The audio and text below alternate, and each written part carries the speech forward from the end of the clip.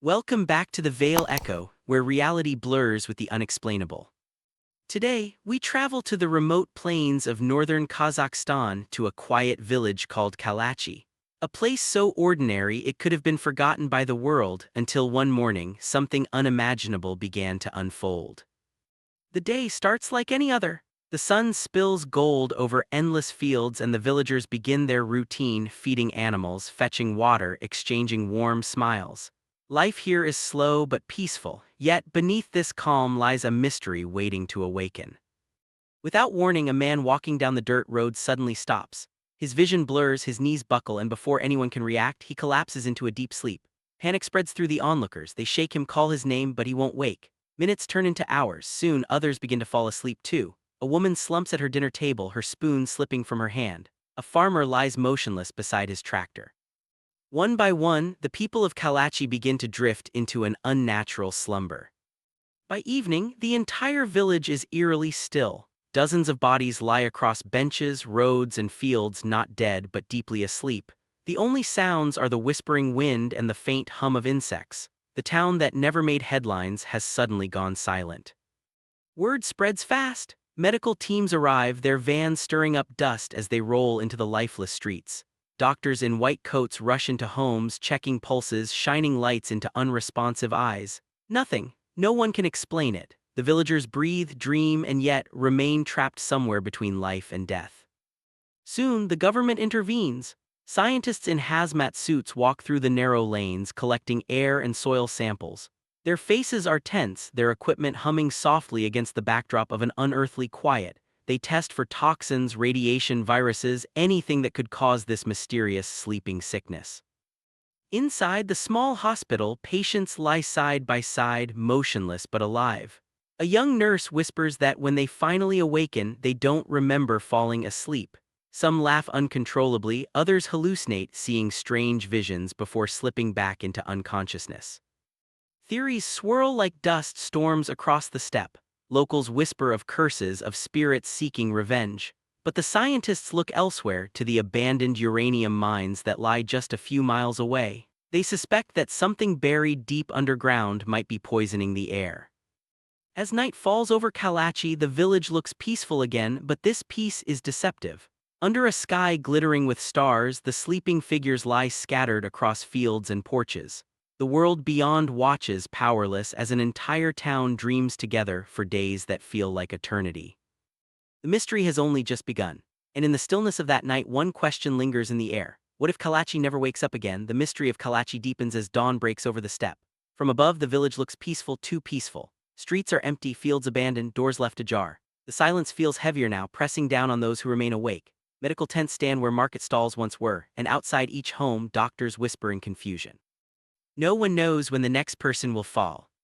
Scientists begin their work at sunrise. Dressed in protective suits, they comb through the deserted streets, placing sensors and collecting samples. Air, soil, water, everything is suspect. The village has become an open-air laboratory, a riddle wrapped in dust and fear. Cameras flash, clipboards fill with numbers, but answers remain elusive. Every few hours, someone new collapses, slipping into that same unshakable sleep. Inside the small clinic, rows of patients lie side by side, their chests rising and falling in slow rhythm. Oxygen masks hiss softly. Monitors blink green in the dim light. A child stirs, mumbling nonsense words before falling silent again. The doctors look on helplessly. It's not a virus, it's not an infection, it's something else, something unseen. One scientist, exhausted and pale, steps outside to breathe. He glances toward the hills beyond the village, a place the locals avoid. There, hidden beneath weeds and rusting metal, lies the abandoned uranium mine of Krasnogorsk. Once a site of Soviet ambition, now a scar on the land. Rumors claim it still breathes toxic air. Could this be the silent killer? Teams descend into the mine. Their flashlights cut through the darkness, illuminating jagged walls and old warning signs in Russian. The air is thick, metallic, strange. Instruments beep an alarm as they detect traces of carbon monoxide and hydrocarbons, invisible gases that can seep silently into the lungs, stealing consciousness without warning.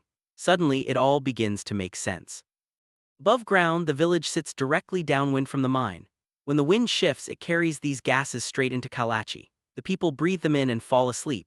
But there's more, no consistent pattern, no single event. Some villagers sleep for hours, others for days. Even after waking, they experience hallucinations, memory loss, confusion, side effects of prolonged oxygen deprivation.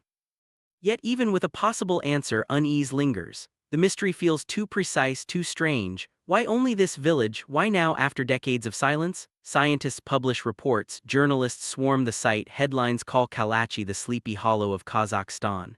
But to those who live here, it's no headline, it's life and death.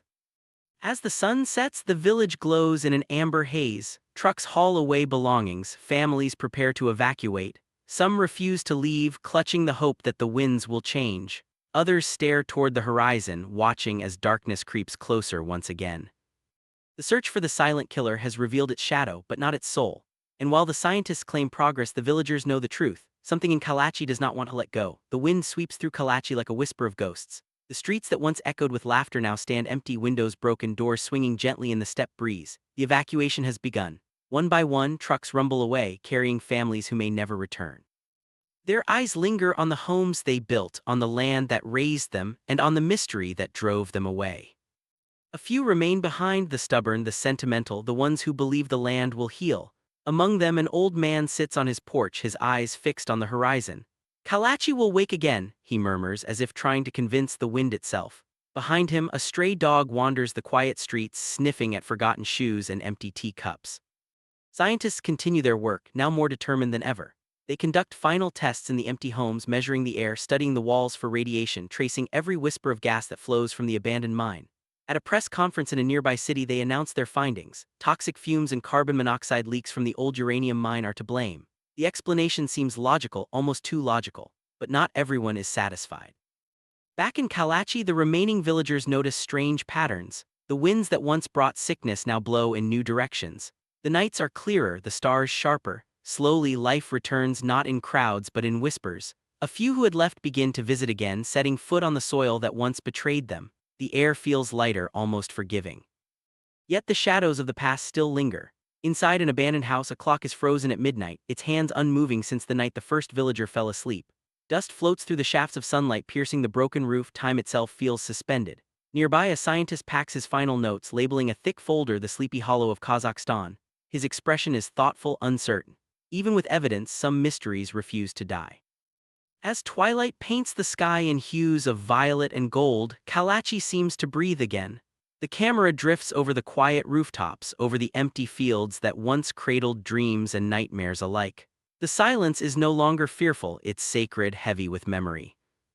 And then, as night falls, the stars blanket the town in soft silver light. The houses glow faintly under the moon, their windows like eyes half closed in drowsy peace. Maybe Kalachi was never cursed, maybe it was simply tired. No one knows if the town will ever fully awaken, or if it will always drift between dream and reality. A reminder that even the most ordinary places can hide the most extraordinary secrets. Because in Kalachi, the town that slept for days, the line between sleep and eternity was never truly clear.